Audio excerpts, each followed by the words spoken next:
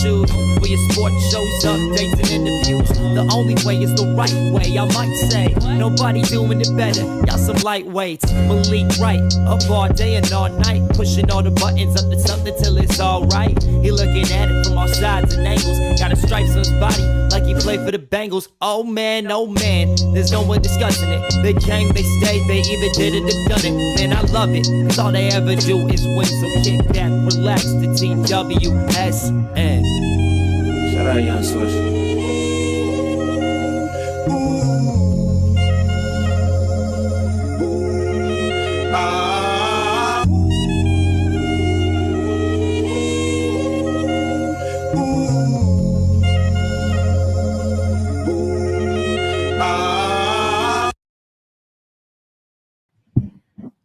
Thank you guys for tuning in to another episode of State of the Jungle, presented by the Right Way Sports Network. I'm your host, Malik Wright, joined by my co-host. As always, we've got Logan in the building, we got Evan in the building, and we got a jam-packed show.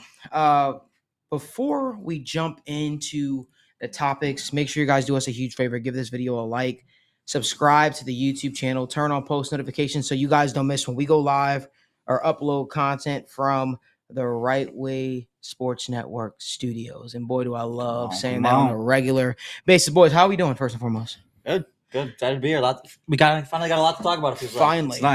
It feels crazy to say this, but we are literally now just a couple of days away from Bengals football. Evan, I've got so many questions right now.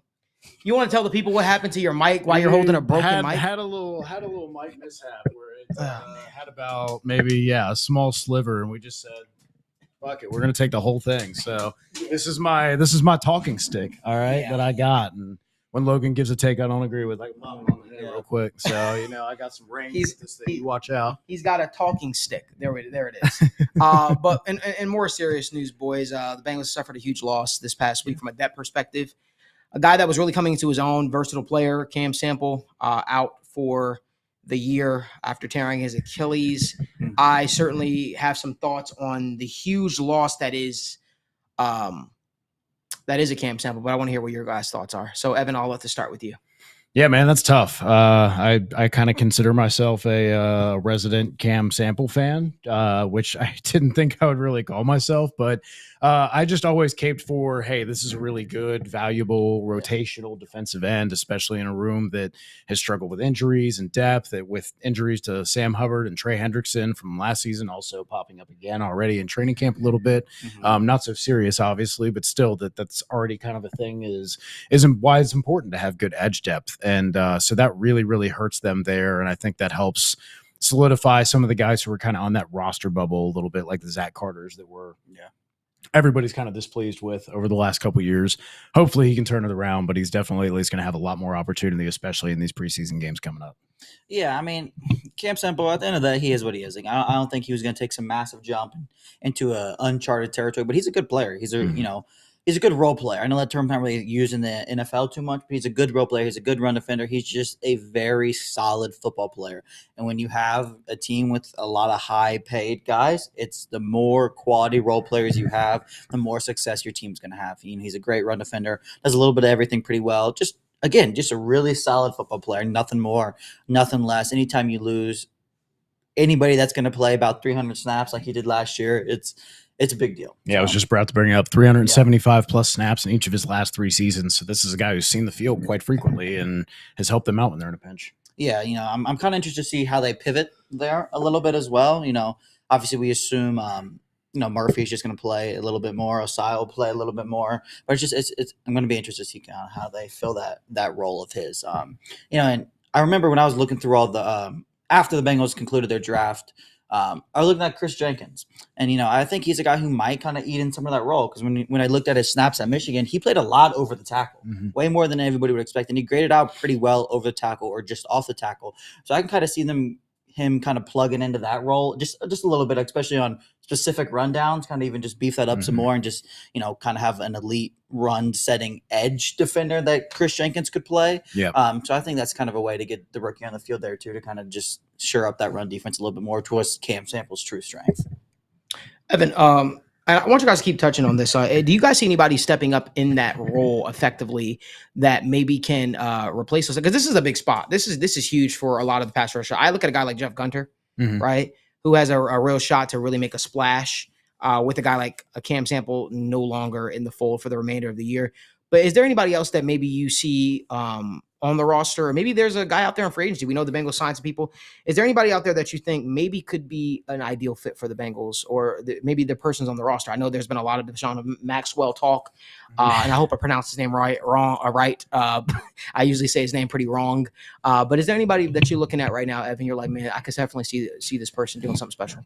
Yeah, maybe not something special, but yeah, I definitely think that you can get some snaps filled in from maybe Cedric Johnson, right? This is a late round guy. We know how many picks that they had this year, and we were talking about how are they going to fit all of these guys on the roster this coming season with making all these picks. Well, one way is the guy in front of you gets hurt and is out for the season. So, and also on top of that, he's an athlete and can probably offer you a little bit as a height, weight, speed guy on special teams. And especially as that kind of trends to having more big bodies out there. So I think that's a way that he could definitely make the roster and help out a little bit. As for any edge guys, I'm kind of looking out there right now. I mean, you're talking about a Carl Lawson, Charles Harris, Tyus Bowser. Yeah. Not quite anything that you're going to write home about. And obviously people have done with injuries and such in their own right, but any of those names jump out to you? Not necessarily, but the point I was going to make is, Cam Sample's good, but like I said, his biggest strength and his big what he brings to the table is his run defense, but I still feel like the Bengals have enough in place again to get creative to stop the run. You can slide a guy like Chris Jenkins out there a little bit more. You can slide, Miles Murphy in there for those rundowns. You can even move BJ Hill out a little bit and throw in McKinley Jackson in the middle. There's, since he's pass rushing isn't his specialty, I think there's more ways to recover from losing a good run defender than there is a pass defender or a pass rusher, which is, where we already are super thin. So it's not that Cam Sample's not a big loss because, like you said, I'm a big fan of him and what he does. He's a really solid player. But at the end of the day, at least it's one of our depth run defenders, and I just feel like you can get more creative ways out of stopping the run than pass rush. Yeah, above average PFF run defense grades each of the last 3 seasons. Yeah. So definitely a hit there for a defense that's already losing DJ Reader. Yes. They're definitely going to have some of these backup guys step up and really contribute and show that they deserve to be on the roster. And I think these coming weeks and preseason games are going to matter a lot for the back end of the rotation because obviously, you have BJ Hill, how you have Sheldon Rankins. What the rookies do past that, and the fact that Zach Carter is kind of playing ahead of a lot of these guys in camp still is, I think says a lot about where the coaching staff maybe views things right now. But maybe a couple weeks in preseason will change that. We'll see it. It's done that for guys like Kareem Hunt and Alvin Kamara before them. Yeah. So we'll see what happens with that. Yeah, there's honestly, I feel like for the first time in a while, we got there's a lot of roster spots up for grabs. There's a lot of questions. There's a lot of bodies. There's a lot of talent. Which is a phenomenal problem to have. Don't get me wrong, but it's it's just nice. That's a good problem to have. Right. Maybe we make the wrong decisions. Maybe we don't. But at the end of the day, it's still a better problem to have than not having enough talent. Yeah, I think that having this situation arise allows for a lot of other guys to step up. Right. I mean, you can look at it. There's, as Evan would say, there's several ways to skin a cat. And I feel like for me, when I look at this, man, I feel like this is a spot for a lot of the guys that maybe were fighting pretty hard to earn reps, to earn time, to really stand out. I look at a guy like I look at a guy in Miles Murphy, who the Bengals obviously spent a premium pick on, who we're all expecting to take the next step forward. You look at Sam Hubbard. Sam Hubbard has been dealing with injuries, at least last year he was. We know he went down in training camp a little bit. And this is a big spot for him to step up. This is a huge spot for him to step up. So when I look at it, man, I think there's a lot of things that there's a lot of things that I can look for. And I can say to him, hey, you know what, man, this Bengals team can be cooking with grease, man. I feel very, very, I still feel very, very good about the Bengals step, but I'll keep with the same tune that I've been saying since the offseason. I think I'm almost taking on the opinion that I'm from the show me state, right? And I need to see it in real time. I know there's a lot of hype about Joseph Ossai blowing up runs in practice, Joseph Ossai looking good in training camp, Joseph Ossai healthy. Can we put it all together though? Can we put it all together? And I hate to pick on that guy, but that was a guy that came in with a lot of hype. Obviously, he had injuries. He had a lot of. I think he was also unfairly treated at a point in time, not by the Bengals coaching staff, but just by the media, obviously with that whole Patrick Mahomes thing. And you do wonder how some of those things sometimes can affect the player's confidence and whatnot. But this is a huge spot for him. This is a big spot, a big moment for him to step up because let's face it, he came into a situation where he had to fight for time. He had to fight for he had to fight for an opportunity. And so this is just really, really going to be cool to see how this whole roster kind of turns up. But I'm specifically, again, looking at the pass rush because I can point to so many games last year where Trey Hendrickson was off the field and it seemed like we were struggling in that department. So, at the end of the day, it's exciting times in Cincinnati still. I think we kind of already spoke to the depth, at least our thoughts on the depth behind Cam Sample after dealing with injury. Let's move our topic over to what are we looking for Saturday versus the Bucks. Logan, I'll let you start this one off. Yeah, I mean, well, first and foremost, I'm excited to watch any sort of Bengals football. Right. So I'm very excited. Just within reason. Yes, I'm very excited to just get a look at everybody. Mhm. I know that's a very basic answer, but more specifically, I think now it is kind of this back into the defensive line room. Like, there was a lot of questions before about the interior. Now there's some edge questions. It's really just the depth everywhere. But I think, especially with this Cam Sample injury, now we're going to pay more attention to the Cedric Johnsons, the Gunters, even the guys we just brought in as well. Like, there's a lot of bodies there. Obviously, not a lot of spots up for grab. Obviously, that's preseason is all about depth and watching those guys, but. I think now I'm going to be even more interested in that this week to kind of see who gets the first crack at replacing that, see who plays more, because Cam Sample was going to play a decent bit in these preseason games, so now is Miles Murphy going to play more? Is he going to play less? Like, who's going to play those extra reps? Who's going to get those extra times? Who's going to get the extra opportunity to, kind of take that role, take that last, spot on the roster in the defensive line room? So I know that's kind of just what we talked about, but I think now especially that's going to be where my focus is going to be this week because the Bucks do have a pretty good offensive line too. They got some good guys, some good depth to watch as well. So I think it's a good week to kind of test those guys. I know it's early, but still. Right. I'm definitely looking for, first and foremost, I want to see Miles Murphy and Maurice Mims. I want to see them look like hits because the fact of the matter is, like, yes, you've had Joe Burrow and you've had Jamar Chase. The first round picks outside of that have been pretty hit or miss in the other years, and they definitely could use a hit. I mean, it would be a breath of fresh air, especially with Sam Hubbard, Trey Hendrickson getting older, knowing that you have that with Trent Brown being a temporary stopgap to be able to we have tackle figured out, and both edge rusher and tackle, two of the premium positions, are figured out for the next 4 years, and they're cheap.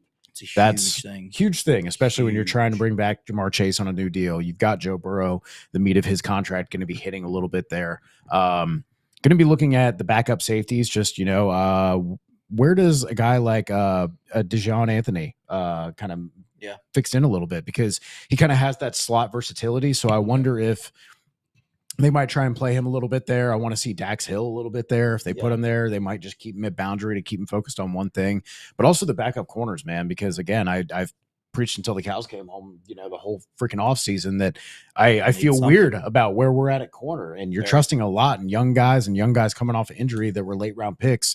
And while I'm hopeful about all of these guys, it is definitely a dice roll going into it. So we'd just like to see something that builds some confidence there. And then obviously just young guys stepping up.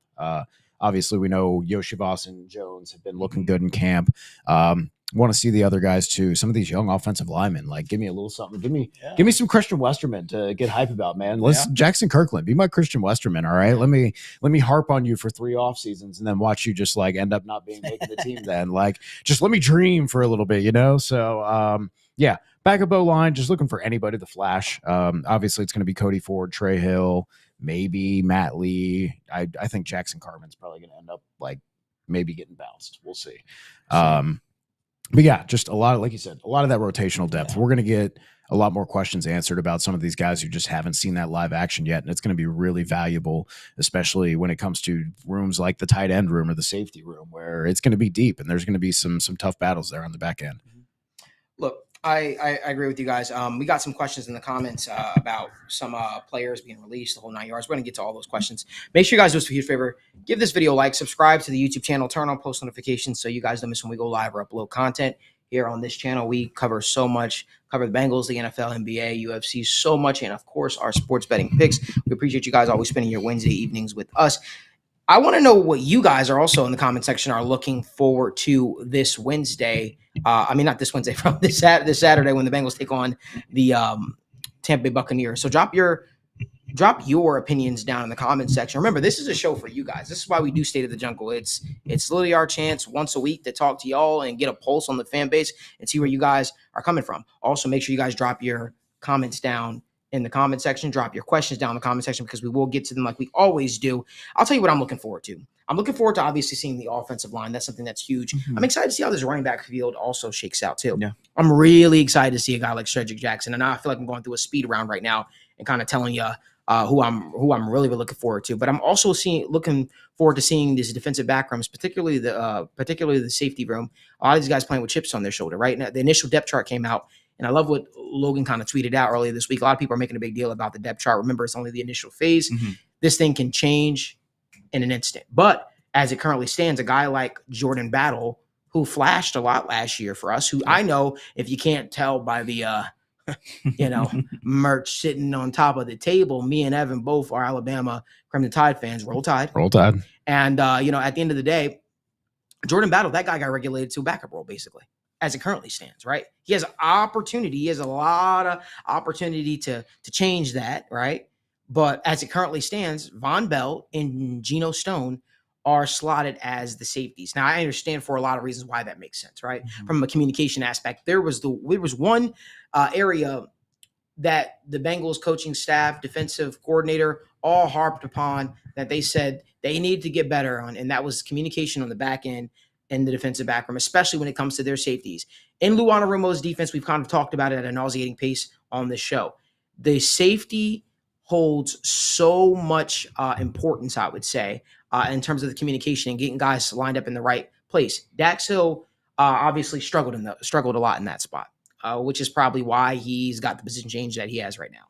But when you look at it, I think when you go out there and you sign a guy like Von Bell, you sign a guy like Geno Stone, they have more information, more knowledge, more understanding of what they were probably not seeing from some of their younger guys, right? Like a Jordan Battle. So it doesn't matter how high me, Evan, Logan, Jimmy, Marissa, and it doesn't matter how highly we view a set of Jordan Battle or said player.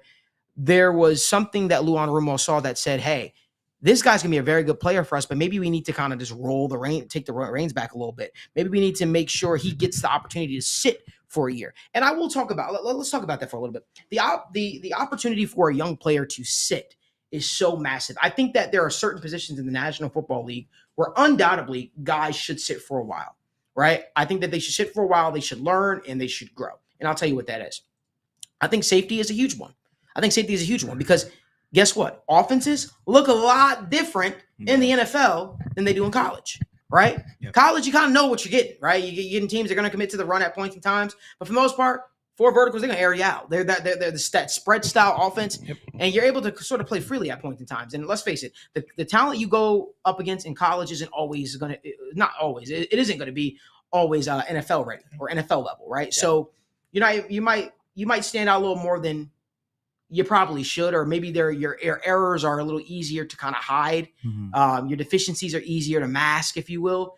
And I think that there were points in times where Jordan Battle did struggle last year. I think that's fair to say. But at the same time, I also think that he's going to be one hell of a player for the Bengals because I think that the flashes he showed were the flashes of what he could potentially be. To me, they're the good in which I saw out of a guy like Jordan Battle made me hopeful for his future. And so I know a lot of people are kind of down and they're like, damn, does this mean Jordan Battle, he doesn't necessarily, they don't believe in him or they don't think that he's got a bright future here or whatever? No, I don't take it that way at all. I think you have the ability to bring back a safety who Lou Anarumo made it very, very clear. He is a huge part of our defense. He's a huge part of what we do, right? They had the opportunity to bring that guy back. They wanted to keep that guy in the fold, right? Wasn't able to make it happen. He went to the Carolina Panthers. It didn't work out.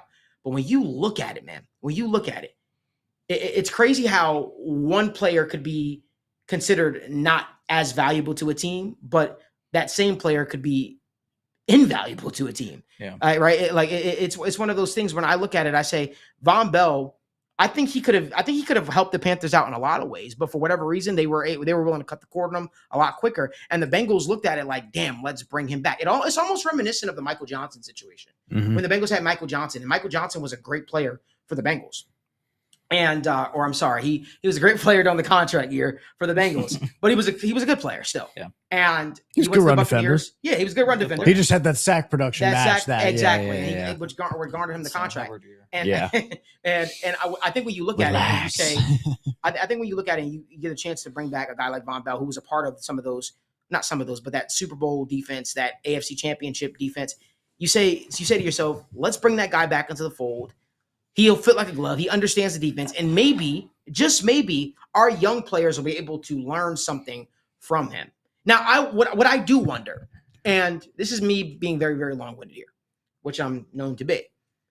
I wonder, even though Von Bell is quote-unquote the starter, how the snaps will sort of play out. I wonder how often will we see a guy like Jordan Battle on the football field. I know we've kind of flirted with the idea of third downs and so on and so forth, but I really, really do wonder how they're going to get that guy on the football field, because I think Jordan Battle's a guy that you're going to have a hard time keeping off the football field. I'd love for y'all to touch on that a little more, especially you, Ev. Yeah. I'd love for you to touch on that a little more. I look at there's a couple reasons I think Jordan Battle does get on the field and supports kind of that argument.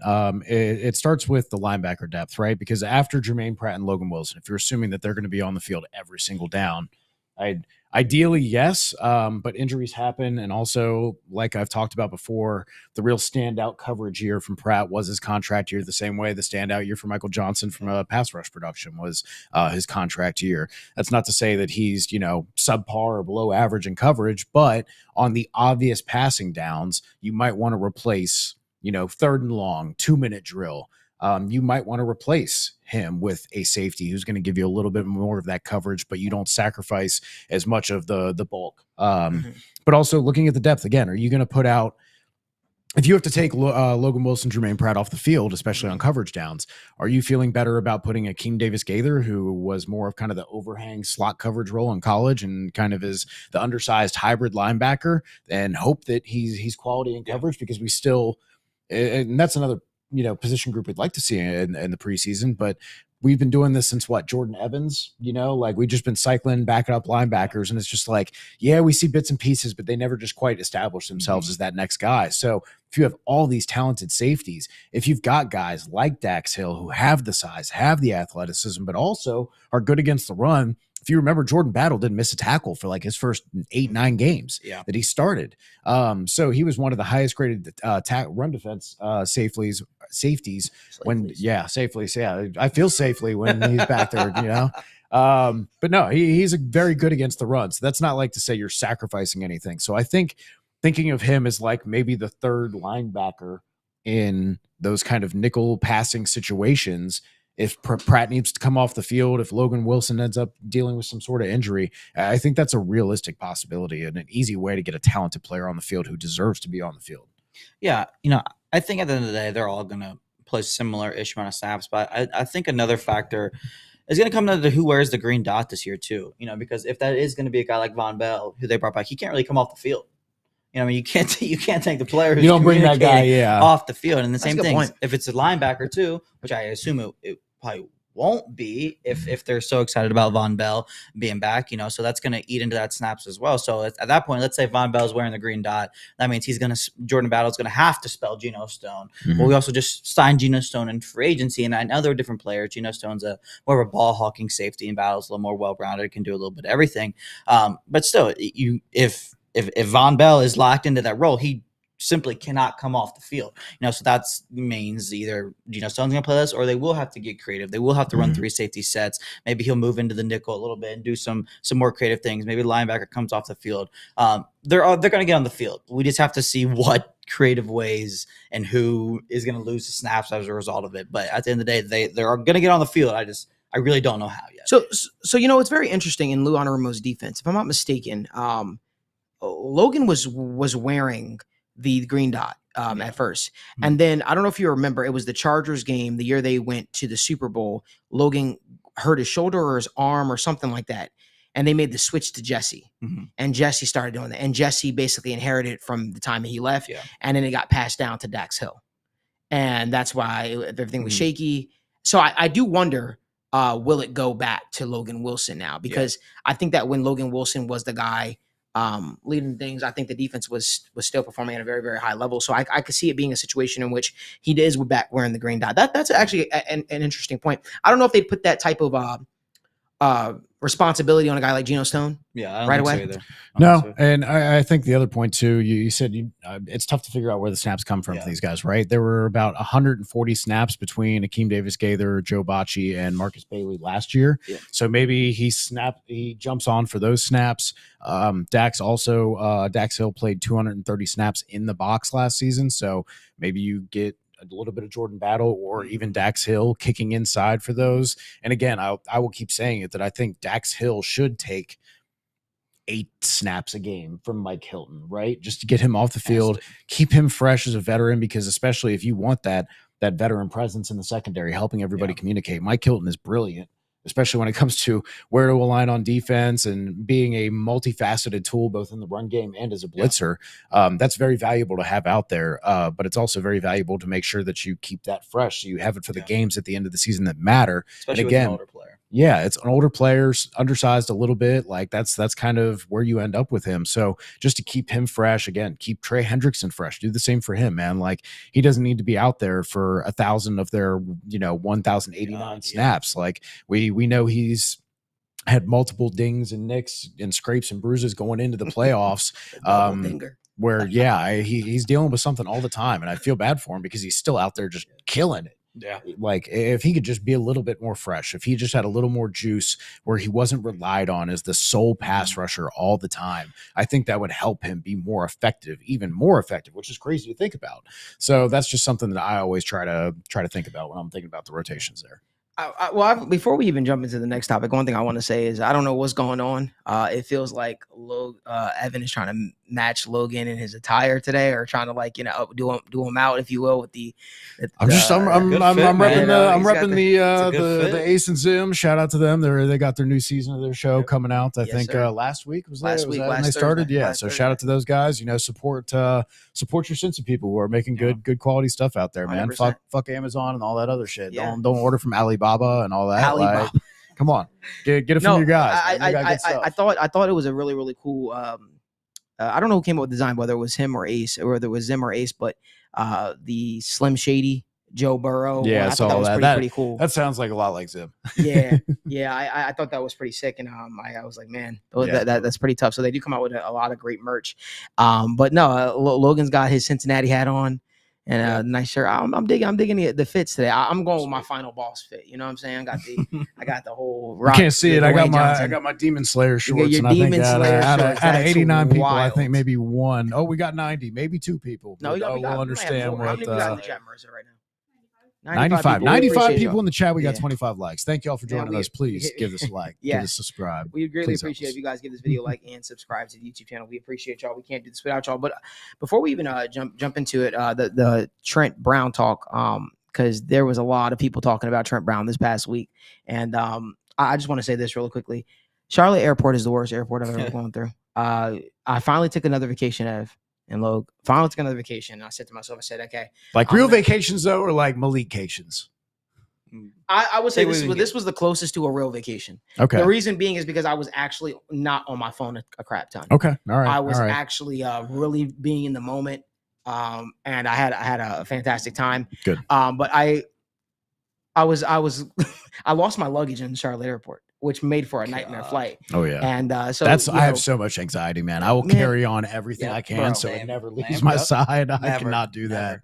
that. and so for me, it was just like one of those things. I was like, I lost my flight to the point where if I would have drove to South Carolina, I would have gotten there the same time that I actually wind up getting there. It's kind of a beautiful Which- drive down to South Carolina, going Man, through the mountains and stuff too. Yeah, Bro, it was great. No, it's nice. It Man. was great. I didn't wind up going, getting where I was going till 4:30 a.m. So that was great. That was really great. I just want to talk about that really quickly. It was That's tough. Landon Van Steen said living in North Carolina, only gone through RDU Airport. Hey, shout out North Carolina. My dad and my mom are both living down there. My dad's living Really? over there in Greenville. Yeah. I had no idea. Yeah, no, he's a nurse down there. That's awesome, man. Yeah, nah, that's awesome, man. Hold Listen, it down. I'm a He had fan to get of away from Carolinas. the gray November and December in Cincinnati. Listen, It's too much for him. He's I'm- like, I'm I've a- lived here all my life. I can't do it. I'm a fan of the Carolinas, but you Oh, know yeah. what? You want to know where I'm going next on vacation? Book it. Hawaii. I'm going on Hawaii next. Hawaii would I'm be going good to to you, Hawaii. have to take a Malik. plane Hawaii there, would be right, good Malik? to I know you. you don't really like planes. You gotta take one to Hawaii. Oh wait, listen. He's You're gonna talking- wait you're- so there's no you're talking to a turbulence. guy- He can't you're- handle the you're turbulence. You're talking to a guy that literally was on a flight to Arizona, went on a flight to Cali, to LAX. When we I mean, flew to Florida, there was Doesn't like a mean he liked slight it. shake to the plane, and Malik Yeah. goes, "Was that a normal amount of turbulence? Is that normal? That No. didn't seem normal." I mean, it was pretty. I mean, well, yeah, That's whatever. a long whatever. flight. Malik. Listen. I could do it. Well, Hawaii. How long is Hawaii? Well, you gotta Probably fly like to 5-6 probably- hours. Yeah, I mean, That's it was about California. 5 hours, I think, to Phoenix for me. So it's got to be a little bit longer than that. So Yeah. Let's keep on topic though. We'll get back to my flight, and my fears of flying, and all that good stuff. But I want to talk about the Trent Brown thing. Let Mhm. me just say this really quickly, and I'm battling a little bug right now, so excuse me, my energy is a little low than usual. The amount of people that made so much of an interview locker room scrum was actually surprising to me. I thought it was a very normal, not that interesting locker room scrum. Yeah. And you would have thought the guy said, I'm not playing for the Bengals, or I'm not doing this for the Bengals. The amount of, oh, he's a lazy fat sack of shit. I mean, so many people were coming out of the woodwork saying that this guy is horrible. This guy is that. This is why we should have never signed him. And I'm just like, whoa, can we cool the temperature? Like, cooler heads prevail. I have a saying, never get too high, never get too low, always remain even keeled. What in that statement from Trent Brown of him saying, hey, I am a 10 plus year vet. I've made it to Pro Bowls. I've won Super Bowls. He didn't even say that. This is me speaking now for him.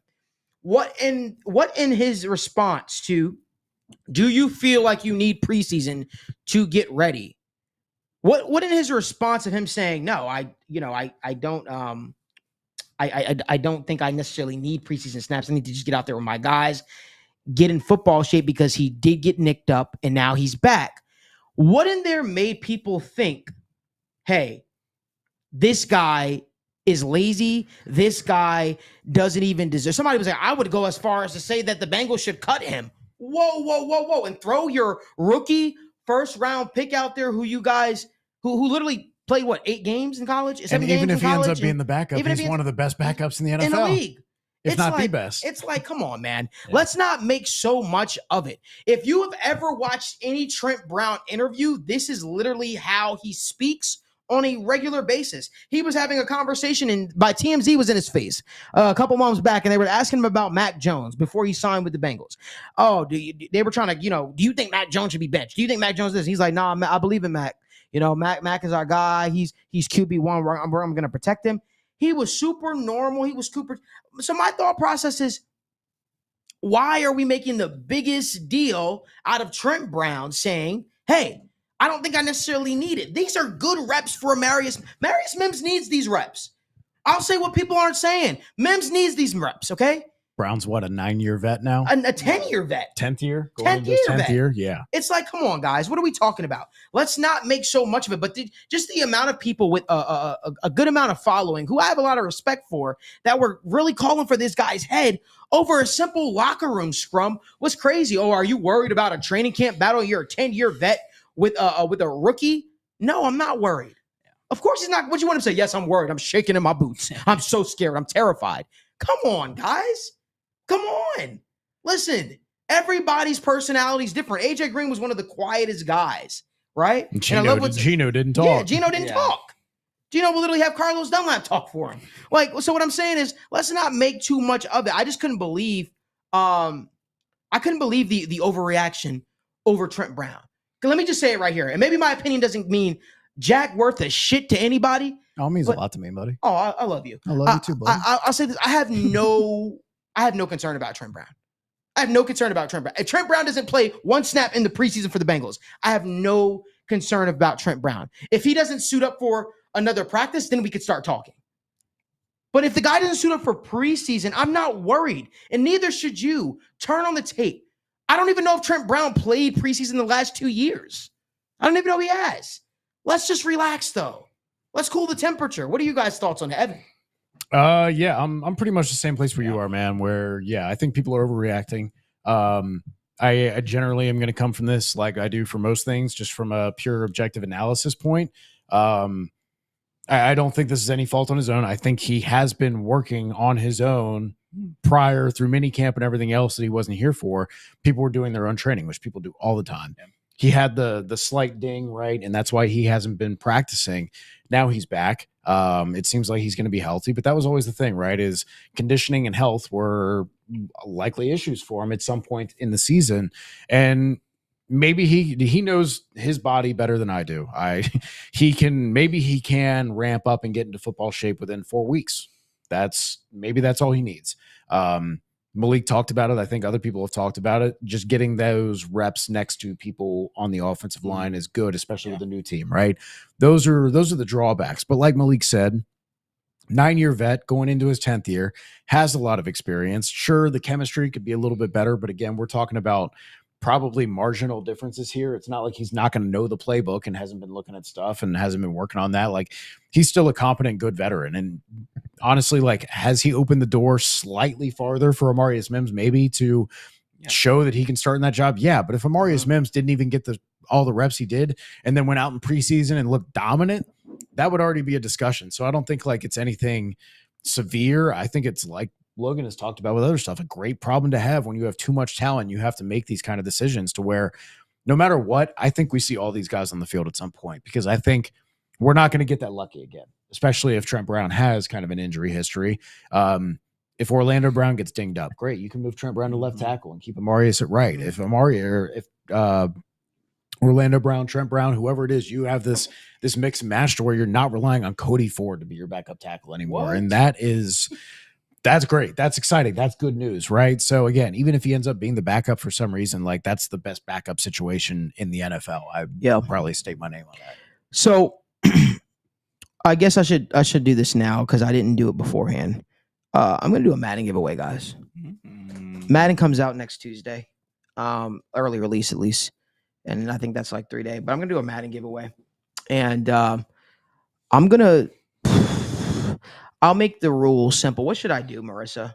I don't know. Let's do something cool. Subscribe to the YouTube channel. Follow the three of us.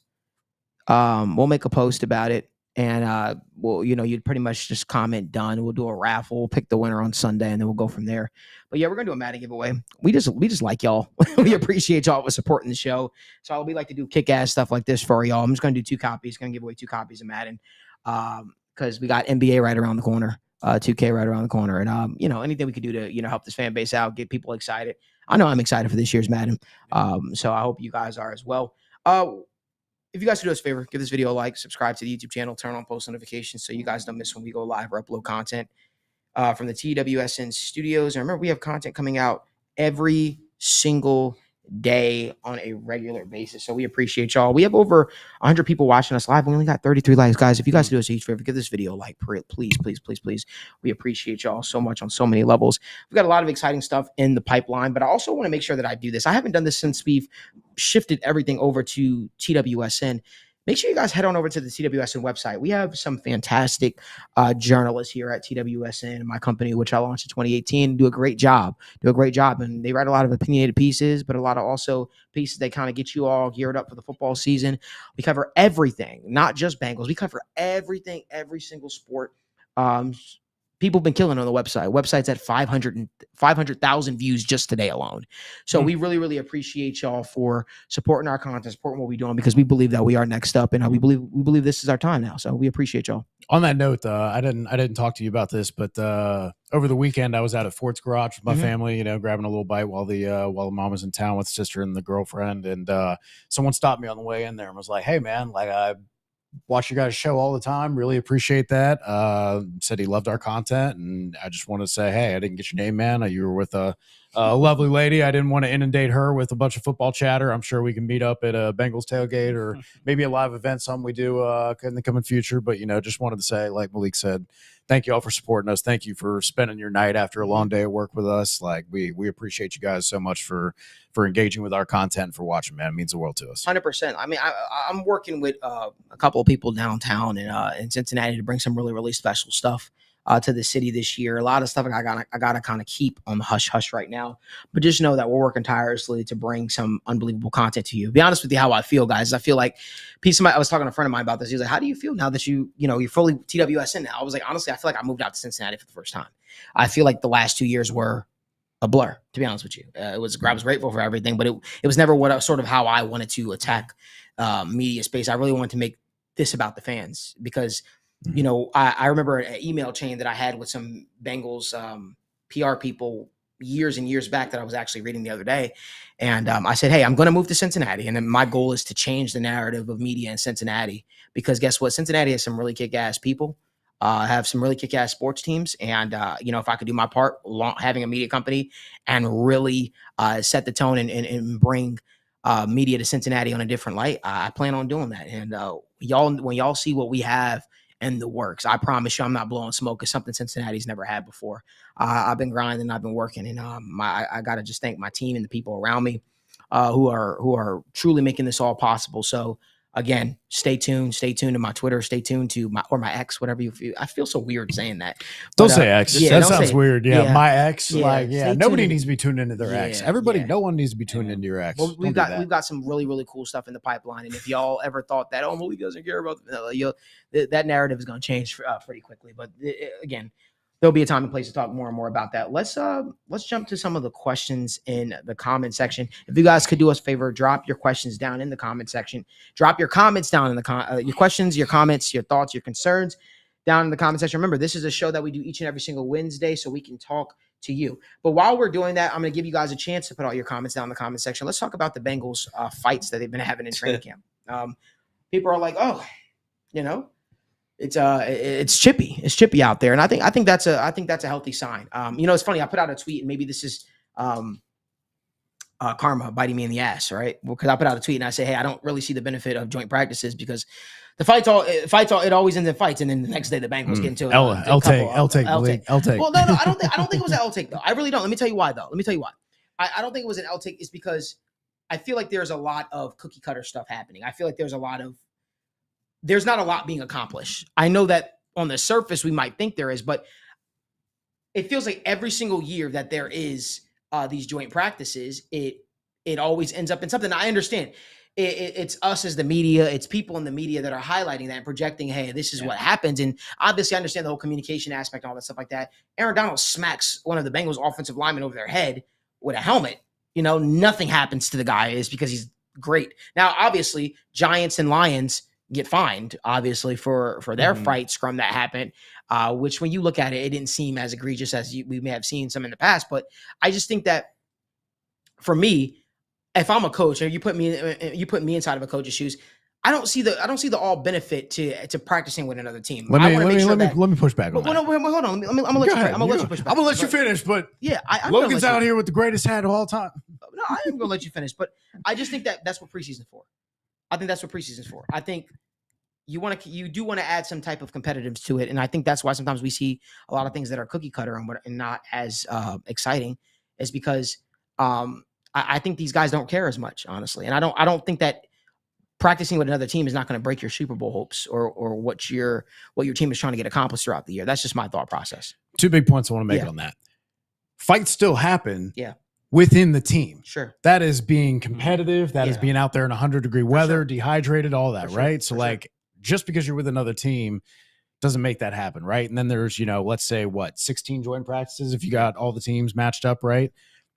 A fight happens at one and we go, this happens all the time because it gets put on Twitter and everything else and it goes viral and then we go talk about. Yeah, so it's like when you're like, oh, interceptions are happening all the time or pick sixes, and it's like, no, when you look at it they're about the same, but it just feels like it, right? It's one of those things that because of how viral it goes, it feels like it happens more often than it does necessarily. And I think it would be false to say, hey, because one guy got hot-headed and swung at another guy, every other rep that was done in that practice is invaluable because you get to know the tendencies of the other guys on the team, right? You get to know the tells. Frank Pollock was talking to BJ Hill and was like, hey man, if you see any tells, sit on them for a week or two, don't blow anything because we need to have valuable reps. Sure. So that's another thing is you can see yourself matching up against different styles, different schemes. Like Logan talked about last week, you can say, hey, we want to pull the wide receivers and the cornerbacks from your team and work on goal line situations. And you can go against different guys who have different skill sets that you haven't been practicing against for 2-3 years. Right. Yeah, I think the joint practices are like it's a phenomenal idea, but I think within the NFL, it just needs to be regulated more. There needs to be like these people are like Aaron Donald. There's no reason he shouldn't have got fined in trouble for swinging a helmet at somebody's head. Like 100%. That's where the exact problem same thing Myles lies. Garrett did. Yeah, Right? that's where the problem lies. It's just that it's treated completely different. If you're gonna have two teams going head to head against each other, it needs to be the punishments and everything needs to be treated the same as the games because it's the closest things you're getting to games. If they did this in the preseason game, they're all getting fined, they're all getting suspended, they're all doing 100%. anything. It needs to be more similar to game punishments for even worse actions you see in games. Well, let me. I wasn't planning on debating today or even disagreeing in some aspects. That I told Evan for the show, I'm probably gonna take a step back. But I guess this is. I guess I got to get my pen out because it's been a while. Let me just explain something a little further. I look at practices very much like your family, essentially. Like you're practicing with your family, right? You're working with your family. You know the intentions of the guy that's next to you. You know, at the end of the day, Ted Karras and Logan Wilson, they're gonna make up. Like they're gonna be in a locker room. They're gonna see each other. They have to go back to the same locker room, dap each other up. Yo, we're good. All love, XYZ. I highly doubt that's carrying over to the next day. Maybe it does. Who knows? Yeah. But I don't think that is. I think the issue that I have with joint practices is you don't know the intentions of other people. Yeah. You got to realize these people are fighting for jobs. These people are fighting for opportunities to make said roster and do said things, right? So, like, I think for me, that's and again, I'm not saying the NFL should come down and say cancel joint practices. I'm just saying if I was a coach and I'm looking at it from a competitive standpoint, I'm saying, hey, listen, I want to do as much as I possibly can to tilt the competitive advantage in our favor. Listen, I don't want to show you certain things that we might roll out in a preseason game, right? Because I want to try those things. Because as much as we say we don't like the preseason does still have its benefit. The preseason does still have its benefit because it may not have a benefit to a guy that's been in the league for 7 years, a guy that's been in the league for 3 years, but it has a benefit for the guy that's trying to make the roster, trying to fight for his family, trying to put tape out there for other teams that might pick them up. Yeah, 100%. So like these opportunities are priceless for them. All right, and I think that I understand why communication and all that's important. That's what you have the preseason for. That is what you're fighting for the preseason for. And I know we're trying to get to this 18 game schedule, and at some point they're probably going to take away another preseason game and go regulate down to 2, which I don't know if I agree with that. I hope they keep it at 3 at the very least. I just think that like I don't think practicing with another team is necessary. That's just my thought process. I do believe it does have its benefits, and I love to see Terry and Arnold and Malik Neighbors going up against each other, but.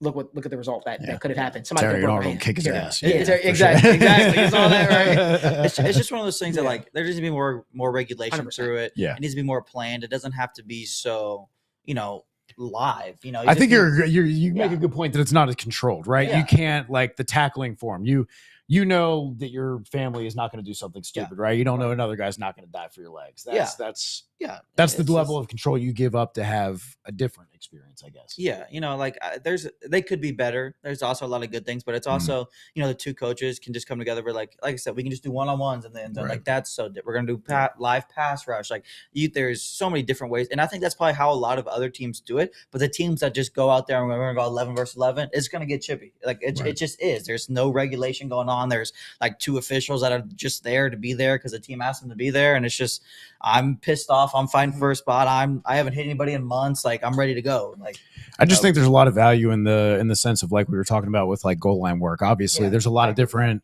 like so much. cornerback different teams and different blockers. Like some O-line guys preach independent hand usage, which the smart ones do, and a bunch of other guys say like Jim Turner used to strike with 2 hands, get off balance, do weird stuff. But there's different ways that people strays out yeah, no, that's all right. Couldn't happen to a worse person. Anyways, you get different blocking techniques, you get different alignments, and so you don't want to sit there and practice over and over and over and over and get really good against your own style because maybe 1 out of 8 teams in the NFL uses your unique style, right? Like when the Seahawks were first doing their kind of style of cover 3, they got really good at playing their stuff. But then, when you go to predominantly man or cover 2 teams, like you're going to be just less experienced at that. So it's just another way to get experience, gets different looks, because you are going to play these teams with different talents, styles, techniques, coaching, all that stuff. Yeah. Agreed. Let's keep the conversation rolling. We got some questions here that I'm going to get to really quickly. I had one up. It says, do you think Gary Jellison says, do you think Simmons will try anything special on kickoffs against the Bucks? Eva, Logan, any of you guys want to touch on that?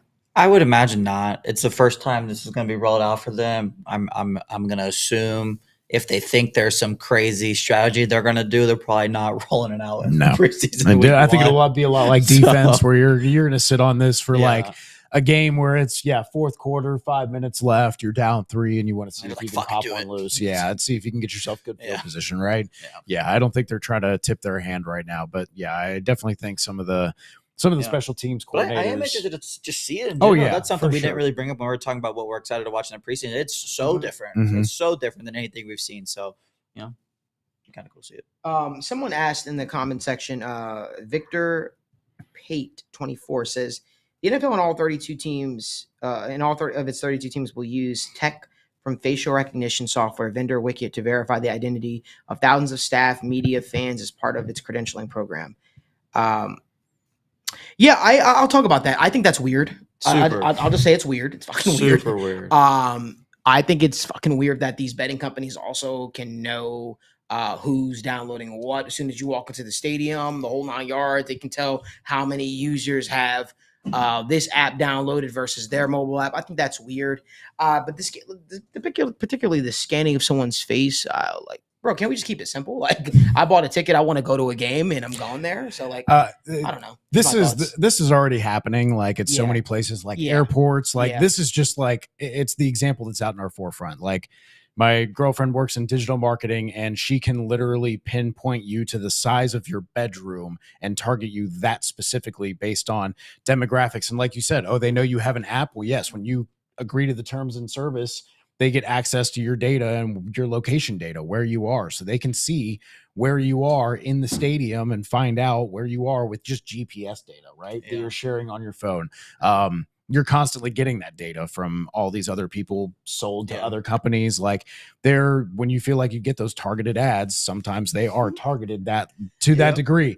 They can literally say, hey, we want to hit all men between the ages of 25 and 50 with this ad that are in the red stadium at this time, and then blast you with ads like that. That is just the level. This is not unique in that sense. Is it uncomfortable? Absolutely, it's uncomfortable. So is the level of, we can target you when you are going through an interesting part, because we can analyze your buying habits on Amazon to know when to push a certain ad to you when you're more likely to buy. That's some scary shit. But that's the world we live in right now with tech, right? Is that you can do these things because they get access to your contacts, the Wi-Fi networks you get on, the friends that you're in proximity with all the time. And all of that influences how companies view you. And that's just another way that the NFL is going to be doing this. And I think most of it's going to be for security purposes, for, like they said, credentialed media. Like, is someone on the sideline that shouldn't be right now, that might be at risk to run out on the field or do something on the side, right? They're not just scanning everybody all the time, being like, okay, let's document this and all this other stuff. As someone who works with a lot of security and IP cameras and understands the vast amount of memory and storage you would have to have for that wide of a view for even just a couple days, like, you need physical space to host that data. You need someone to manage it. You need someone to go through it. I think it's largely just going to be for, hey, and there's cameras that can already do this, that you can say, hey, I want to see some guy walked in the ball cap and they have facial recognition. They can scan license plates. They can say, hey, this guy has a green polo and a blue ball cap. Show me all these guys. Type it into their camera system and it'll pull up all you everywhere. So even if your face is not being identified, your characteristics, your IP address on your phone connected to the Wi-Fi network, like, there's other ways. Marketing companies, everybody else tracks you already. So yes, if you want to be worried, I completely understand. There's a lot of other stuff to worry about, probably a little more than just they're going to be using it for security purposes. I'll get some more questions. That was a very weird question, but I appreciate it. It was an interesting tangent. It was an interesting tangent. Yeah. Not in a bad way. Just like I didn't expect to answer that type of question on the show. I'm happy that we're getting all types. Appreciate you. Landon Van Steen says, from the first preseason game, we saw initial thoughts on the new kickoff.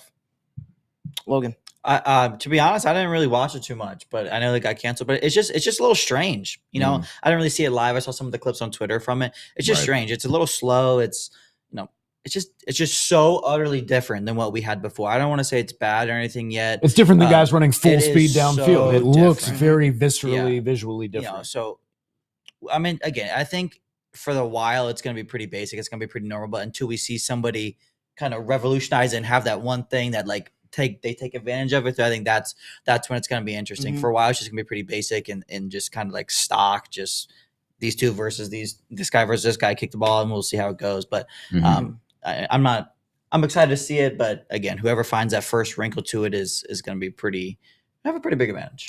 Balancing bike life. Random question. Did any of you guys play high school football? I did. Very short lived. Evan, your thoughts? Yeah, I did a little bit with the football team, but I was largely basketball and volleyball in high school. Unfortunately, I think a lot of us have been the victim of a coach who maybe shouldn't have been coaching based on how they can't stop themselves from maybe getting very, very angry with children as they try and teach them the game. And that kind of soured it for a little bit for me. And I kind of found my love for it again as I was coming out of high school. And then I did some writing in college and then went and worked with PFF and did a lot of data analysis and stuff for them too. And just kind of watching so much football over the course of, 2 years and charting all that stuff. So that's where a lot of my experience post like 8th grade really comes from, because I was just a lot more locked in on sports I was playing club and year round for. Yeah, I mean, I never played high school football. I played baseball and basketball in high school. My mom never let me play football growing up, and she kind of was like, you could kind of do it in high school if you want. But I was like, I've already gone my whole life without it. And now you're talking about it. Yeah, and now I talk about it. I coach it, and that's kind of how I got into it. I just loved the games in general. I couldn't play it, so I found so many other ways to get into it and just to feel like I was, in it and learning about it. So I just kind of kept taking that, and here we are. Maybe there's something to that. The game you didn't play the hell out of, like all grade school and high school, is the one you kind of fall in love with a little bit. Because I had the same thing where I played volleyball and basketball since I was like 5 or 6 years old. So maybe you get a little burnt out and kind of gravitate towards the fresher stuff. But yeah, like you said, you just kind of find things that pique your interest. Like Bill Belichick has a book, and then you start watching. Doug Farrar has a great like evolution of the NFL game book, and you start reading that, and then you're like, I want to listen to Bill Walsh and them talk about the West Coast. For me, it all kind of just like I loved like playing Madden and like the fantasy drafts, that drafting aspect. So I started getting into real life, and I started watching all these people. I'm like, he should do this different. Or why does he do this? Or why does this guy do that? And this guy's so much better than he is. I think the availability of information too, because awesome. There were originally you had to go to so many different places, right? And then it started getting consolidated because Twitter, Bleacher Report all kind of came out as we were in high school, like became very mainstream ways of kind of sharing that information in one place. So you didn't have to go to 18 different websites to read all this stuff about guys. So I think that made the knowledge a lot more prevalent, made the detail and analysis a lot more interesting, and had a lot deeper levels of thoughtful analysis. And so I think that definitely kind of intrigued me too, and kind of got me a little bit into analytics as I heard more about what's WAR, what's EPA, what is all this stuff. Are they better metrics than, I used to be, just a pure rushing is the most important thing. The running backs touch the ball all the time. Like defense wins championships guy. And now I understand different things about like, okay, but how do you value it year over year, right? How do you use it when you're trying to predict what happens? Yes, it's valuable in the moment. And so that was always interesting. It's just kind of reshaping my mind that way a little bit. Our guy Brent Hertzzenberg says, who is a surprise cut candidate due to depth position battles not named Carmen, Smith, or Hill? I'll say one, Trent Irwin. Surprise cut candidate for me. But I don't think he gets cut though. I don't think so. No, I think he's safe just for the veteran presence. Yeah. Like it's a young wide receiver room, but right? I mean, if it's if I got to go with a surprise, one of your prying, you're twisting my arm, and I would say a surprise cut candidate doesn't even have to always be cut. It could be a trade, right? You don't know. A team could come calling for Trent Irwin because Trent Irwin has in spots show that he could play well. He could step up to that role if need be. But I don't really foresee the Bengals moving off of a Trent Irwin. In that same vein, what if a veteran running back like Samaje Perine ends up free on the waiver? So in that sense, I would say maybe Travion Williams could be a surprising cut if they say, hey, we like Travion because he can do special team stuff and pass block. Well, some of the veteran running backs that might end up out there on the roster. Look, another interesting thing to watch in the preseason is because he's the kick returner right now. Right. I know it's whatever depth chart listed as a starting kick returner for whatever that's worth. But again, that's still an important role, especially with these new kickoffs and whatever too. Right. So, maybe whoever the backup kick returner is gets a chance, and he looks good in this new style, whatever it is. Right. And now another running back becomes available. Yeah, Trayvon Williams Trayvon Williams. He would be a surprise. I don't think that's a certain thing. Point, yeah. But yeah. Tanner Hudson has a hive out there for some reason. That's I guess another one. I wouldn't be surprised, obviously, but some people love him for whatever reason it is. But it's a good pass catching tight end. He's again, like we talked about last week. I think people just think he's younger than he is. Yeah. Yeah, it surprised me. I raised my hand as one of those guys who thought like, oh, he's been on the practice squad for a couple years, right? He's like 25, right? No, he's turning 30 this year. Yep.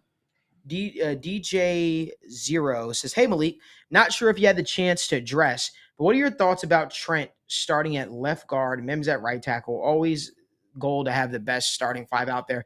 We kind of talked about this at length on this show a couple of times where we envisioned that possibility, but I feel like the coaching staff is really dedicated to a guy like Cordell Volson, who really did from week 11 on really did show himself strong. And I think you owe it to that guy to see. I don't think Cordell Volson has been bad enough to the point where he just should lose his job. Right? Mm-hmm. We shouldn't just like throw a guy in there at a position he hasn't played at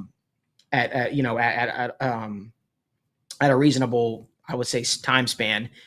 Just for the sake of putting guys out there. I think that the Bengals starting offensive line is going to I'm pretty fairly certain it's probably going to be Orlando Brown, Cordell Volson, Ted Karras, Alex Kappa, and Trent Brown, with Amarius Smith being the swing tackle. That's what I fully expect it to be. But I can understand that reasoning as well. Obviously, the goal is always to put the best out there. Now, if Cordell Volson goes out there and just absolutely shits the bed, then we can have that conversation. But I think he would need to have an abysmal start. I'm talking about Michael Jordan bad, not Michael Jordan of the Bulls bad, but Michael Jordan Wizards bad. No, Michael Jordan Jr. bad? Michael Jordan Jr. bad. We could say that. You're stupid. Let's keep the conversation rolling. Travis Waller says, was there a player in the draft you swore would succeed that underperformed / busted? Now, Trav, are you saying all time, or are you saying for the Bengals? Are you saying, because I can tell you right now, there's a guy that I was really, really, really high on, man. I kind of talk about it a lot. It hurts my heart to say this. He's one of the coolest cats that I've personally covered. He's a guy that I really thought had potential to be a breakout star in the NFL, and that was Drew Lock. I really believed Drew Lock was going to be special in the NFL, and still time. Yeah, Geno Smith can turn it around. Yeah. I guess Drew Lock can turn it around, but I don't know, man. I don't know what went wrong. But if you watched that guy in college, you came away impressed. You thought that guy could have been special. I think that a lot of teams saw what I didn't see, right? What a lot of people didn't see with Drew Lock. That's why he fell where he fell in the second round. I remember when the Bengals didn't draft him. I was like, man, what are we doing? Like, what are we doing here? Like, I really thought Drew Lock was going to be special in the National Football League. He didn't work out that way, but that was the one guy that I always will say is at the tip of my tongue when it comes to guys that didn't perform. Logan, what about you? When it comes to, I'll give a Bengals one and then a non-Bengals one. Yeah. My Bengals one, And he said all time too, by the way. okay, sweet. Well, for my Bengals one anyway, I don't want to say this guy's been a bust or anything, but I really expected a lot of Akeem Davis-Gaither. I was just a big fan of his coming out, and again, I still think there's plenty of time and. For him, maybe it just isn't a place for him to do it. He hasn't had the opportunity to do it. But I still think there's a good player in there. But I don't even know. Obviously, this guy counts as all time because it's not this year or anything. But I was expecting Denzel Mims to be at least a decent NFL receiver. Yeah, he's just the tools you had there. You had really good tools. Yeah, he's got the height, length, speed. He's got everything you want. But he's just straight up doesn't get on the field, doesn't play. He's not. I don't just even know where even a he DJ is. Chark level guy, just a field stretching vertical guy that you put on the boundary, on a roster. right? Yeah. I don't even know where. Right. I have no clue what Denzel Mims is doing right now, and if It's not football. that's what I'm saying. Yeah. I really don't think it is. And he was Yeah. same draft class as Steve Higgins, and a lot of Bengals fans were comparing the two when they were drafted. There was people who wanted Mims, and people who wanted T, and I remember that. one's I genuinely don't know if he's in the league still. No, he's not. Crazy. Yeah. Who's your other guy? Those were. Oh, that was yeah. I also a little bit of throwback. I was a big Jordan Shipley guy way back in the day. Yep. Jordan Shipley was good before he Yeah. took. No, yeah, he was, but he. It's kinda always just tough with fell off injury. the That's field. that's tough to call you a bust that I'm way. pretty sure he's a professional fisher now. Yes, Good for him. He is. Which is He cool. he has sang one of the best songs that never went platinum. To Colt McCoy at his wedding, and it went viral on social media. It was great. Jordan Shipley's my guy. I was gonna say I got two guys too. I'll Yeah. do one offense, one defense. On the defense, Cleveland Farrell, man. I remember watching him as a Cleveland freshman Farrell, wow. in Clemson. That was when I was doing a lot of data charting for PFF, and you had that talented defensive line, and he just kept popping, man. Where I was just like, this guy is he's gonna be good, man. And maybe there's a little bit of, kind of chicken and egg with the Raiders. And maybe if he was in a better environment, things would have worked out better, because we've seen a lot of guys go there who people were really excited about and just not quite pan out. And then offense, man, Laviska Shenault, another guy who yeah. I was watching Yeah. at that time, man, where He had a good rookie year too, man. dude, I know. How about but Jerry also, Jeudy? I was so All worried. aboard the I was so Visca happy train. because that was like peak Debo Samuel time, right? Where you're Dude, like, I know they never. he can come out here. He's taking snaps at tight end, running back. He was all over the field, man, and he was doing so well at all of it. And I was just like, the way he breaks tackles, his physical running style, you can at least get him the short end of the ball in the short game and let him break tackles. And just to see him kind of just not really find a spot where he was very successful in the NFL just always kind of baffled me. Yeah, Jerry Jeudy too. I think that's one guy that I'm just like, wow, what is going on? Thought he was going to there? be a little bit better than what he Yeah. is. He hasn't Yeah, been bad, it's but He ain't good. Yeah. no. he's I think he was just looked at as in a such bigger light. Yeah. he was where, just so like, good. in being college, average dude. feels Yo, like a you know disappointment who's- for him. you know who's shockingly ass? Excuse me for saying Put it. it gently, but goddamn. no, he's ass. I'm sorry. My man from the Lions, the wide receiver, Jamison Williams. Oh my God, he's trash. Like he's trash. What? He is trash He with the hasn't Lions. played- He hasn't played. He didn't too play his much, first year, and but- then he came in last year for the I'm talking- playoffs but and was snapping. hear me out. He was getting. I saw him dropping wide open passes, slants, go routes, comeback routes. It was bad. The only reason why I can say this is because obviously he went to Bama. I thought the guy was gonna be. I thought the guy was gonna be really, really good because he did well at Bama, but like he really did struggle a lot. I don't know if him and Jared Goff are just not syncing up or what the case may be. I don't know what it is going on, but I really thought. Big But year for him. I also will Big year blame for him. Jared because Jared. There were big points where Jared won't even look at the guy, Yeah. and I'm like, I know the guy has burners. Yeah. So I don't know. It's- Jamison Williams. I just had higher it's expectations. a Hopefully, hopefully this year you can put it all Yeah, together. it's a weird offense in Detroit. It's a Yeah. good offense, but it's Amon-Ra's going to get the ball. David Montgomery's going to run the ball. Sam Laporta's going to catch the ball in the flat. Yeah. Jameer Gibbs is going to do the fun stuff. Yeah. That's it. I mean, he was coming off the injury, man, and his Yeah. first like 2-3 weeks were rough. Yeah, 100%. Like literally, I think. Wait, let me double check all of his drops. He's still got Yes, time. every unlike some single these one of others. his 5 drops Mhm. came in those first 4 weeks coming back Yeah. from injury, and then That he could had be what no it is, yeah. drops the rest of the season. So, and everything else was significantly better the rest of the season for him. So maybe that was He's just still hey, got some time. unlike you some of got these thrown others. in. Your Sam Laporta's doing his thing. Amon-Ra St. Brown is doing his thing. Who was the other boundary receiver that Josh they had? Reynolds. Josh Reynolds. Josh Reynolds was underrated, dude. Like he was. Denver He would just come out there Broncos. for like 3 catches Josh for 60 Reynolds. yards The every one that got single away week. for Yeah. Zach Taylor. Zach Taylor wanted him so bad in Cincinnati. God. Yeah, I think that's probably somebody. Said I'm just Chase- not calling him. I'm just not calling him a bust yet. He's. I'm had one not saying season. bust. Just like maybe a change of scenery would be kind of good for him too. I guess maybe Yeah. not. Maybe That'd be fun. Chase Young. Somebody said, I don't know if I don't know. I feel like there's a lot of injury. Yeah. This has kind of played a part Yeah. in that nagging injuries, like Yeah. constant for Which sure. is crazy, I right? mean, Guys will go be in college and be fine, dude, man. when Frank Gore, when people said Frank Gore's injury prone and then he never like fucking missed a game for 10 years after Yeah. like hurting his ankle twice, that's when it's like, we don't understand. We don't know. We don't fucking know. We don't know He injuries. played Stop trying to predict forever. them. Like, unless they come to you and say there's something structurally wrong with Yeah. your knees where you have You like an issue. a degenerative issue or it's bone on bone with no cartilage, then you can be like, all right, there's some Oh, problems here. I got a name. You got a name, drop it. Malik Jefferson. Malik Jefferson. He did the name Malik bad. I will say He did Texas bad for real, man. You remember everybody just kept being like, "Hey, here's the guy who's going to bring Texas back." It's gonna, yeah. They went through a real dry spell there for a while. For real. Yeah, he was bad. I was gonna say, I think Earl Thomas was like the best Texas player for like 8-9 straight Mhm. years, where they just didn't. Yeah. Who would they put out? Like I'm struggling to. I'm gonna They go haven't put Texas out many direction. defensive players. I mean, really players at Some- all, but their defense has been terrible. We got another question in here. I've been trying to avoid this question all day. Is Ayuk to the Steelers concerning at all to you guys? No, I'm not concerned. I love Ayuk. But I will just say, He's I think awesome. that also means he's definitely traded. I know there's been a lot of speculation, a lot of talk. I know the dog account has been saying that, and a lot of people have kind of alluded to that at this point. If he goes there, he goes there. Like, it's one of those things where it's I don't think that everybody's skill set fits every offense, and I'd be very, very curious to see how they would use a Brandon Ayuk, because I look at a guy like Deontay Johnson, and I thought Deontay Johnson in a lot of spots was the best receiver on the Pittsburgh Steelers in my honest humble opinion. I thought he was, and for whatever reason, huge gift, 100%. And for whatever reason, that guy fell out of favor there, and wasn't able to, I not for whatever reason, Kenny Pickett, it was just tough. It was really, really tough. So I think that him and Brandon Ayuk are different style of players, but I feel like they're probably the most similar to what Pittsburgh had versus what they would have if they got him. And I just have a hard time figuring out how they would utilize that and make that happen. I think Arthur Smith has a hard time being creative. Yeah, I think that's a lot of thing with Ayuk. Undoubtedly, the Steelers get better with Brandon Ayuk. There's no way around that. But I think the Steelers would have to kind of change their ways a little bit to truly get the most out of Brandon Ayuk. And will they do that?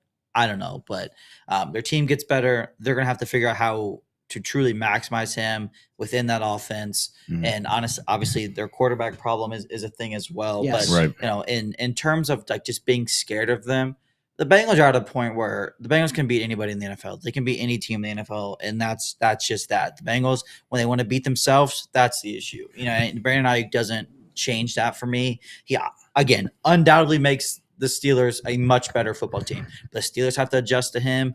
And again, the Bengals can beat anybody in the NFL any given Sunday. They just beat themselves most of the time. So I feel like Brandon Ayuk is the Flex Seal in this. The Flex Seal, yeah. You got the hole leaking on the boat. Flex Seal, yeah.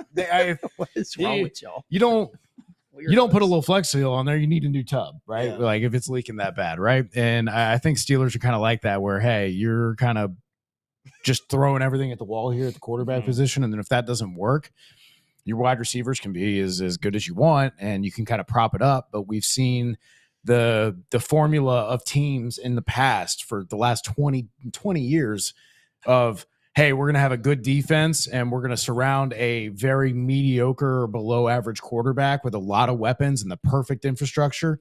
But that's the thing is then the defense has to be perfect. Then the O-line has to be perfect. And all the wide receivers have to be having a good game. And you can't have any of these random turnovers or interceptions or fumbles that really throw you out of whack, or you can't get behind in the game script because then you have to play an entirely different version of football than you feel comfortable playing.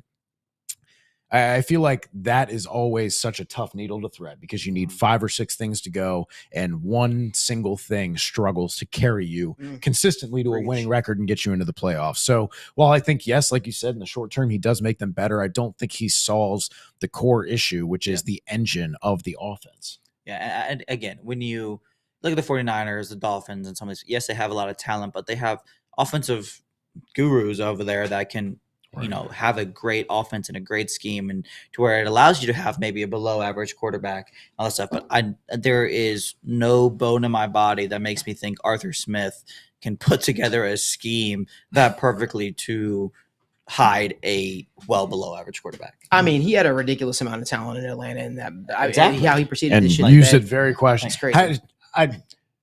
How do you go 9 weeks without giving Bijan a single touch in the red zone? A single touch in the red zone. 9 weeks, and you spent what, pick 4 on him? And the Steelers pulled away with saying, hey, that's the guy that we think we should build our offense off of. Now, I understand he came from Tennessee. This is a guy that, the Tennessee's offense, I guess it fit his skill set, his coaching style, which is very conservative. And to their credit, too, like, he runs a good offensive run zone scheme. Yes, he was good. one of the better zone run coaches, coordinators. And Najee Harris was actually, I know we think of him as kind of a downhill man runner, but he was actually better as a zone runner. Yeah. So maybe they're thinking with that and with Jaylen Warren that they can kind of rely on this run game and a little bit of the play action, Russell Wilson moonball stuff again, and just kind of simplify things for him with a lot of boots and other stuff to kind of limit the options there and just kind of say, hey, our offense is going to be good enough and we're going to be consistent. And even though it won't always end in explosive plays or fireworks, if we can play great defense and we can run the ball and we can just do these boots and just kind of move the chains, we can be competitive in enough games when you were struggling to produce offense in recent years. Hey, listen, tweet from Charlie Goldsmith of Cincinnati Enquirer. He says, shout out Charlie. Shout out Charlie. Doing good work, man. absolutely. Good dude. Great Very dude. good dude. He says, I heard Joe Burrow talking to BJ, and Joe was telling him, hey, shut up. You guys haven't done anything today. BJ Hill said, all I said was good job today. When it got chippy, Burrow snapped into playoff mode and had his best training camp practice. You know, that brings us to another question that we have down here about, do we think that Joe Burrow is going to be more of the offensive coordinator on the field than Dan Pitcher is offensive coordinator off the field? That's a weird question. I don't know exactly what that means exactly, but what I'll say is I think that you'll see Joe Burrow definitely step into his own more from a leadership standpoint. I think Joe Burrow is going to have his best season as a pro this year. I think there's a lot of disrespect, a lot of people that are doubting the Bengals and a lot of people that are doubting Joe Burrow. I think that, you know, when you look at the top 100 player list, and I understand it's a popularity contest. That's why, for him to be ranked where he was, whether it's deserved or not, obviously he didn't play a lot of games, right? So I can understand their reasoning, but you talk about all the fuel, all the motivation he needs to sort of put together a monster season and prove that, hey, when I'm out on the football field, I make this my Bengals football team, either a Super Bowl caliber or an AFC Championship caliber at the very, very least. I know what we are capable of. I think that Joe Burrow is going to really produce a monster season. I think the Bengals are going to start the season off really, really hot, guys. I really believe that. I think that this is they need to take advantage of the fact that they're taking on the New England Patriots week 1. Then they have the Chiefs week 2, who I'm trying to really get me and the boys to kind of go out there for that game. I really think it makes a lot of sense for a lot of reasons. I think it would be pretty crazy if we were all out there, State of the Jungle crew, probably get jumped or something like that. But I'm looking at that game and I'm like, man, there's going to be so much opportunity right there for the Cincinnati Bengals. And I feel like you have to look at the season this way. And this is how I view it. You have to look at it in 2-game increments for me. You starting the season off against the Patriots and the Chiefs. Nothing else right after that matters for right now. You have to focus on those two. Focus on beating the Patriots, and you have to turn your attention quick to the Chiefs. You beat the Patriots and you beat the Chiefs, you put yourself in a very, very good position for the rest of the season. Yes. You just have to take care of your own business. You have to cut your own grass. That's my thought process on everything like that. You got something else that you want to add to the Joe Burrow having his best practice, quote unquote, or just what the high expectations are for this season, or what kind of season you guys think he might have from just a leadership standpoint and taking this offense to the level? Because I as much as we talk about the Bengals offense being high potent, and as much as we praise them, I really don't even feel like their offense has really even reached its full potential, even close to it, honestly. Yeah. And I think that's the crazy part, right? Mm-hmm. We've never seen what this offense could look like at its full potential. And somebody asked in the comment section, what are we looking for from an offensive standpoint, from a play calling standpoint, from a coaching standpoint? I'm looking for consistency. Yeah. I'm looking for consistency. I'm looking, can we marry it all together? I'm not asking you to be well balanced. I'm not asking you to have 25 passes and 25 runs. That's not what I'm asking for. I'm asking, can it all look fluid? Can it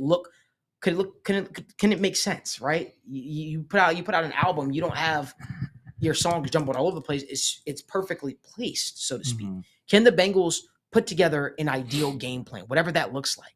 Can they do that? And if they can do that, I think that this football team is going to be very, very unstoppable. But Logan, Evan? Yeah, I mean, I was just saying, in terms of the whole Joe Burrow thing, that's the kind of guy he is. You know, that's kind of what he's always been. He steps up to the moment.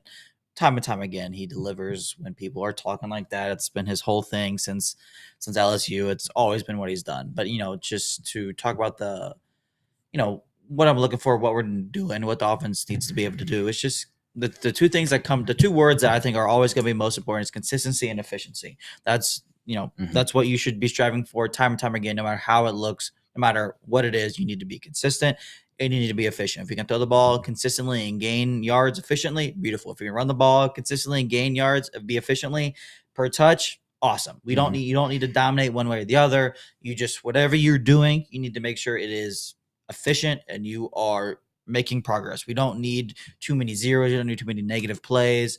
Just, you need to keep moving the ball one step at a time, keep building off each other. Like Malik said, you just have to really be fluid. You have to be consistent. You have to be efficient. Just keep moving and don't get stagnant, and things will be just fine. So, something I think that's fair to say, and I'm guilty of it myself. I think I put such a huge emphasis on the running game for the Bengals, and I still believe that at my core that they have to establish that to make life easier.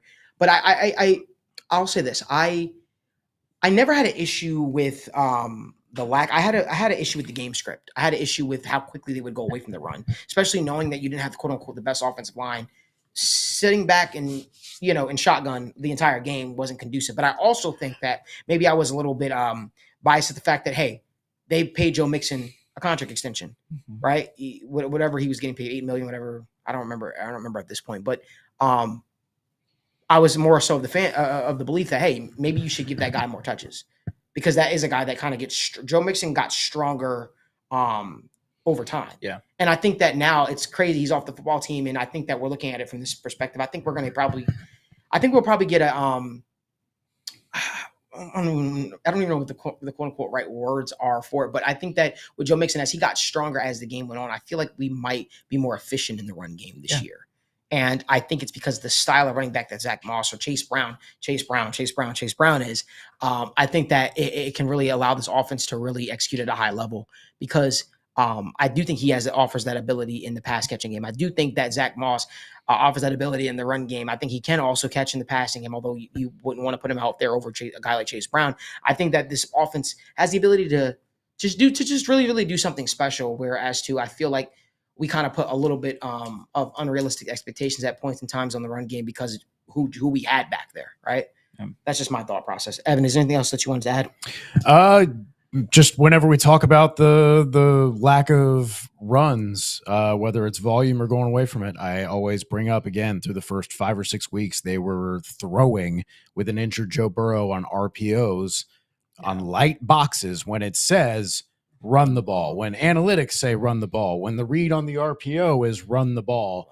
And Joe Burrow pulled it and threw it. And so I don't blame the coaching staff for that. I think Joe Burrow needed to have a little bit of humility and understand, hey, I'm injured and I need to just let the idea of the RPO is to always be right, no matter what the defense is showing you. And to just, I understand I'm Joe Burrow and that's Jamar Chase and we can make a play here because we're better than everybody else. I understand that. But sometimes just take the easy button, just hand it off.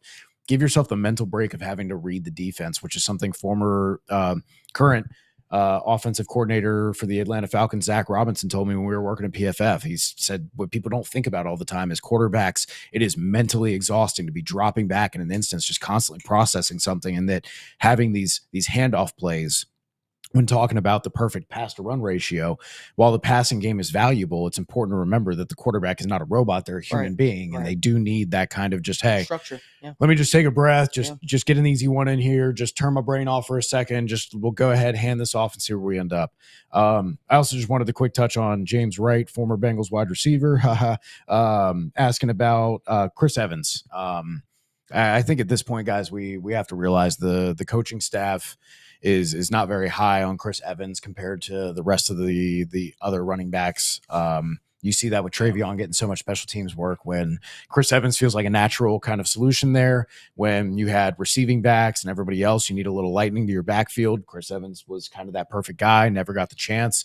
And word I've always heard from other people has been who have had access to practice film has been he's not great in practice, and if you're not great in practice, you're not going to be good on the field. You're not coach is not going to want to put you in there, so they're going to want to put the veterans like Samaje Perine and Travion in instead. So it's unfortunate because especially after he caught that pass in the Chiefs game a couple years ago, I really thought that was going to kind of be increase his usage a little bit, and I think we're kind of seeing Chris Evans go the Christian Westerman way, where hey, it was we were very hopeful, but unfortunately, sometimes these things don't quite work out for situation, coaching, whatever else. It reminds me a lot of Mohamed Sanu in that regard. Obviously, I'm talking about before Mohamed Sanu really got his chance in the Bengals offense, but that was his tag. He was a poor practice player.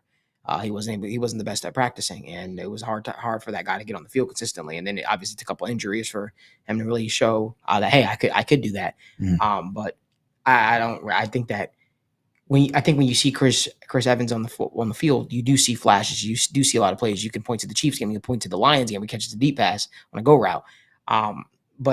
practice is so important because it tells the coaches sort of how you're going to approach the game, right? Yeah. You practice how you play how you practice essentially, and if you're not consistent in practice, it could really hurt you, in your many opportunities that you could potentially get. So I definitely think that's something that we are seeing. I think before we head out of here, I think that this is probably one of the last preseasons or off seasons, I would say, where Logan's guy Deontay Smith gets a chance to kind of prove what he could. Right. Yeah. This might be it. But hey, Yeah, Jackson Carman saying, "Hey, I think I can make you. I think I can maybe save you." Yeah. We'll see. Yeah. Who knows? Listen, because you don't know a team. Right. Yeah. Deontay Smith, those long arms, man. Right. You talk about like a team could you just never know what another team might see or another team might value. Mm-hmm. That's the thing. I could really see a team calling for Jackson Carman if he puts together some tape. And he puts together some tape. I think that there's a lot to look forward to. And I thought you brought up an interesting point about Joe Burrow and humility, if you will.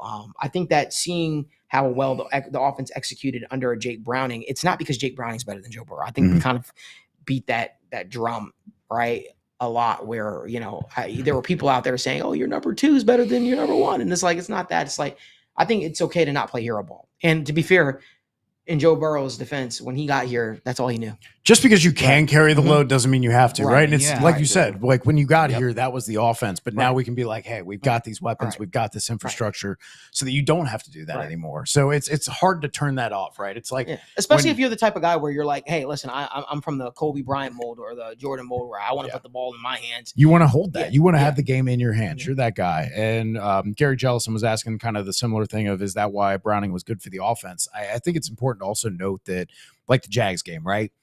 A lot of boots, a lot of rollouts, a lot of levels concepts where, hey, we're going to have one guy just running an in route to the sticks, and we're going to have another guy just running or a deep dig and just going out to the sticks. And then we're going to have a guy doing a short out in the flat. And you just either throw to the guy who's open on the sticks and get the first down, throw to the guy at the line of scrimmage and get 3 or 4 yards, or keep it and run for what you can.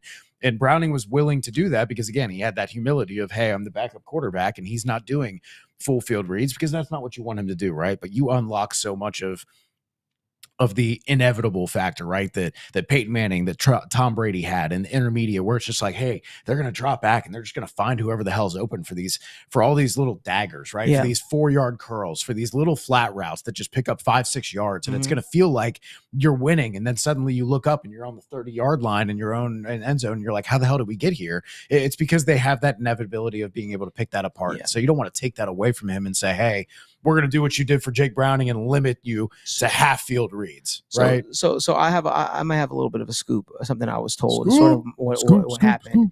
So I'm gonna take you guys back down memory lane. When Joe Burrow first got drafted by the Bengals, remember there was that point in time where Zach was calling his style of offense that went on yards XYZ, and Joe Burrow then would kind of have to go off of script, run out of the pocket because the offensive line would break down. He would make a lot of magical plays happen. Joe Burrow tears his ACL, obviously, comes back. Jack Taylor wants to pull the reins in, wants to baby him. Joe Burrow audibles, calls his own thing, the whole 9 yards. That led to the Bengals beating the Vikings.